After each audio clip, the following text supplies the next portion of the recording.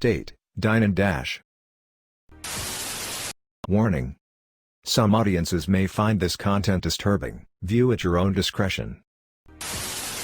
Welcome to the House of Reddit. Today, we share 3 juicy r/nuclear revenge stories from Reddit. Date, dine and dash. I've really liked this girl for a while that I met at a lifeguard certification course, and I talked to her while I was there and I thought, ended up hitting it off. We exchanged numbers and social media and all that. We messaged for a few weeks before I asked her out to a movie, which she accepted. We'd been going on casual dates, nothing too serious, and we weren't hanging out at my place or her place, even though I'd hinted at the idea, for a few weeks before one of her friends, someone that was also at the lifeguarding course that I met and kept in contact with because he was cool, sends me a screenshot. It showed a nude pic and the conversation went like this. "Friend, aren't you and dude going out now?" "Not really, but as long as he keeps paying for everything I'll let him take me out more, girls gotta eat."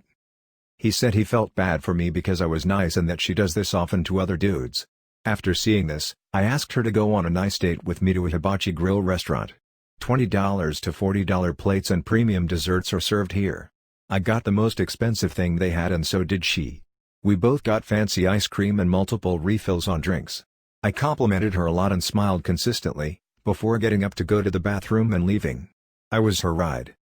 About 45 minutes after, I get furious texts her saying that she had to have her mom come down and pay for it because she didn't have the money on her and that we were done. I know it's not a lot and it sucks because I thought she was actually into me, but it felt pretty nice leaving her that way. The bride was exposed on the wedding day. I'm a photographer, and was working with a super sweet couple. Everything was normal up until the cocktail hour. My partner and I were setting stuff up for the reception, and the groom comes up to us and asks DJ if he can play a video for his wife, so we assume it's some cute slideshow or something. Posts happen, then the video starts to play. Turns out the bride was sleeping with the best man, and the video was from a private investigator. The whole room was silent. Bride runs out, best man goes to follow her, groom's father punches best man out. Everyone else ended up staying and having a great party. Super nice people. I ended up shooting the groom's second wedding. I asked him why we went through with it. Apparently they had a prenup. At the time of divorce, if adultery could be proven, the offending party owed the other $15,000. My revenge got her mother killed, and I don't feel sorry for it. I know myself. It sounds completely insane, and a few people will say it's fake. Trust, there is no one on this earth that wishes it was fake, more than me. If I could go back, I would go the neighbors sooner, but my reality is that I caused death of my mom. I had to mature very early. I became like a surrogate to my sister for those last 3 years. I only wanted him to beat her up, he go to jail, and my mom get help. I never wanted her to die. First, this is a throw account. Take this as you will, this is my story of my revenge against my mother and the devil.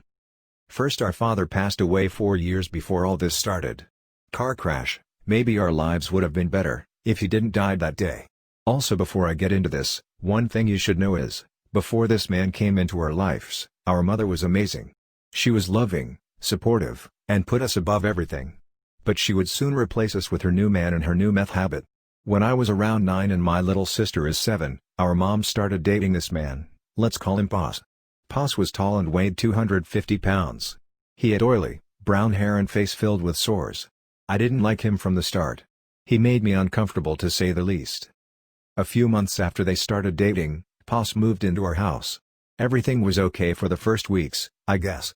Then my mom started to act funny. Staying up all night, not cooking us lunch or supper, not cleaning, snapping at us for no reason, and started hitting us.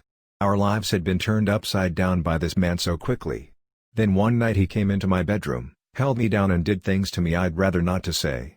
I was screaming and crying for my mom, begging her to come help me, to come save me please. And then I seen her standing in the door watching him do this to me. My mom was just getting him do this to me. She was just watching, like she was looking at a TV or something. When he finished, and climbed off of me, he walked up to my mom, kissed her, and walked away with her. My mom just left me, crying and bleeding. I was just broken and she allowed it to happen. Not long after they walked out, I hear them having sex in the living room. It was my 10th birthday. Happy birthday to me. A couple of nights later I hear my little sister crying. I get out of the bed to find my mom standing in her doorway. I run to the room to try to help her, and my mom sees me. She backhands me across the face, making me slam against the hallway wall. I can hear my sister crying and begging, with no one coming to help her. That was the day, I started hating my mother. This went on for 3 years. I didn't know at the beginning but soon found out. Pos has gotten my mom using meth. Pos and meth were the only important things in her life. My sister and I were nothing more than his play toys. I soon started noticing them arguing more and more about who got more hits. This one was stashing from the other one, and you smoked the last of it all by yourself. This is when I started planning my revenge. I noticed after about 3 days they would finally pass out, and would sleep for almost. And their bag of meth would always be on the bedside table, beside Pos.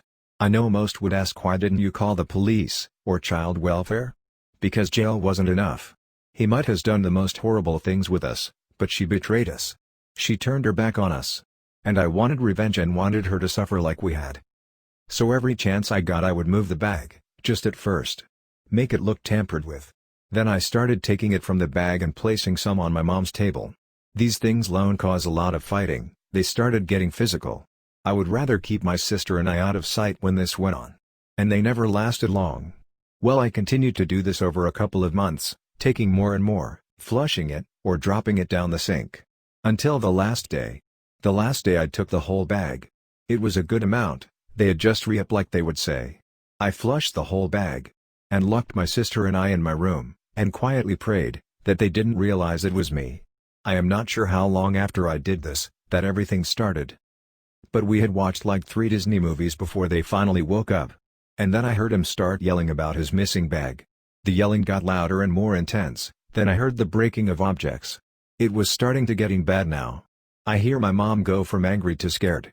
I hear him hitting her begging him to stop. Swearing she didn't touch it. He continues to hit and she continues to beg, begging him to stop hurting her, begging someone to come help her. Begging like we begged her for so many nights. My sister started asking to leave, she was scared, and crying. I opened my window, put my sister outside and followed. We ran to the neighbors and told them that Pos was beating our mom. The neighbor called the police and brought us inside. And we watched as the police pulled up to our house. Start to walk up to the door, stop for a second and then started yelling police, and kicked the door open. After that felt like forever, we see Pos being brought out to the police car. I wait to see my mom follow, but she doesn't. I see an ambulance pull up and the paramedics run in the gurney. A short time later I see them rushing back with my mom. I catch a glimpse of her once beautiful face, now looking like a ground meat. Her face was solid red, covered in blood. She ended up dying on the way to the hospital. I never planned to have my mother killed. I just wanted her to feel the pain we had been for these last years. And I guess in the end she did. She felt the pain and terror we felt every night for the last 3 years. She just felt it all in one night. Do I feel bad about what I did? No, I don't. If I didn't do what I did, we would have been stuck there, having horrible things happening to us and being beaten every day until one of us would have died.